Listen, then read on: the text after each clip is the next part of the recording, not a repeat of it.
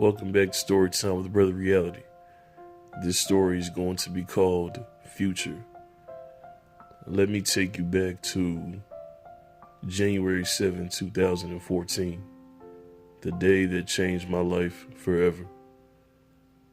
It was a cold morning, and my now wife was, she was trying to make herself go into labor. I know it sounds funny, but there are ways that women can make themselves go into labor while they're pregnant.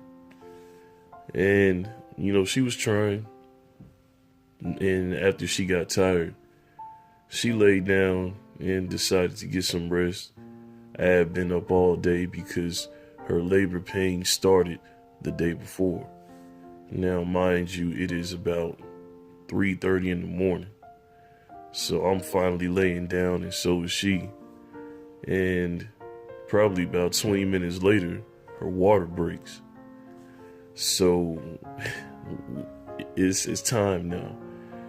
I get her to the car, rush to the hospital. We get to the hospital, they check us in, get her a wheelchair, and I'm rolling her to the room she's supposed to go to. Now, this is our first child. Neither one of us had children coming into our relationship, and this is our first child. So, I'm clueless.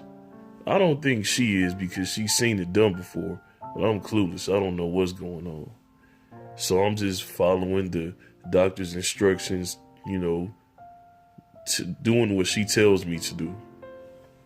So, we're in the room and kind of just waiting. She's still having labor pains, but her contractions aren't coming back to back to back like that. And around the 10 o'clock mark in the morning, about 6.5 hours later, around the 10 o'clock mark, things started to really get going. And my mom was there, her mother was there. It was a few people there. It was quite a few people there, but they only let a certain amount of people in the room.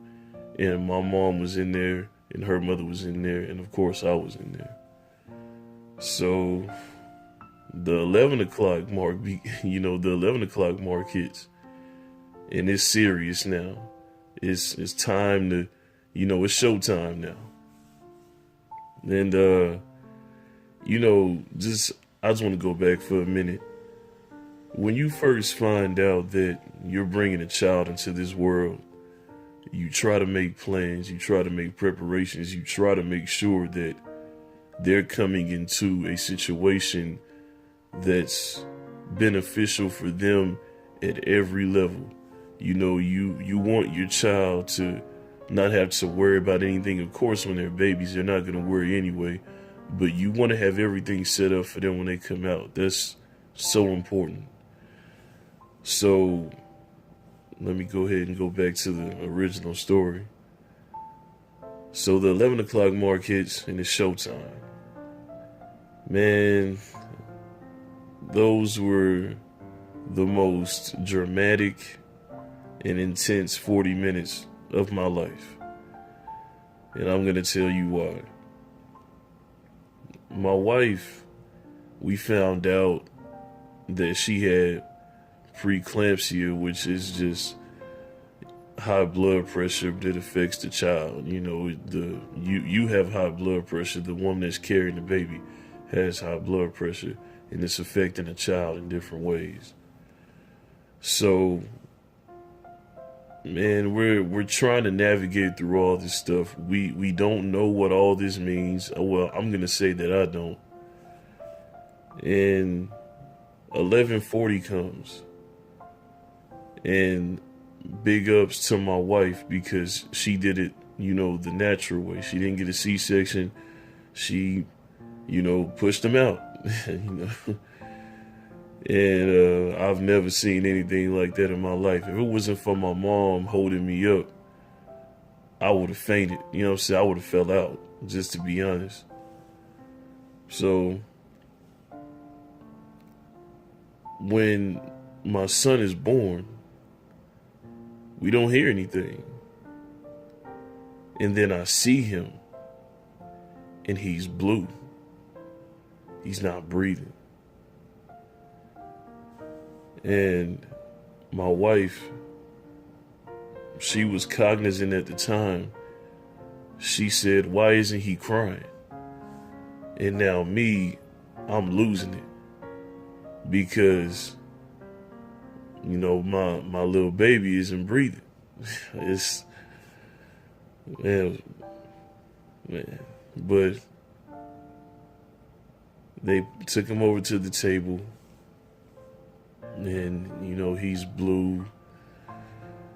Looks, man, I'll never forget the way it looked. I'll never forget the way he looked. So they take him to the table and they start to try to resuscitate him, try to, help him breathe. And after, I would say about 2 minutes, you hear this faint little cry. This faint little baby cry. It's not loud. It's not shrieking. It's very faint and soft. And man, I just, I was already emotional, but I really got emotional then. And I believe the nurse, I don't know if she did something. So I think she poked him with something, or she did something to where he really started crying. And I went over to him and I got down next to his ear and I said, "Hey man, it's gonna be okay." And my son, my newborn baby son, he stopped crying. He was pissed off because he was doing he was doing that. But he wasn't crying anymore. He was just pissed off at this point. So I'm like, hey, he's listening to me. It was a moment I'll never forget when he stopped crying after I went over there. But now, that was 4 years ago, almost 5. Today is October 24th, 2018. My son is about to be 5. And you would never know that when he was first born that he was fighting for his life, because he is wild, he is out of control, and I love him to pieces, man. That's my little man, that's my little guy. But I just wanted to share this story with y'all. This Brother Reality, coming at you with another one. Nothing like fatherhood, y'all. Peace. I wanted to add one more thing. On January 6th, the day before my son was born, a very close friend of mine lost somebody very close to her, somebody that could never be replaced in her life. I want you to know that I didn't forget, and I never will.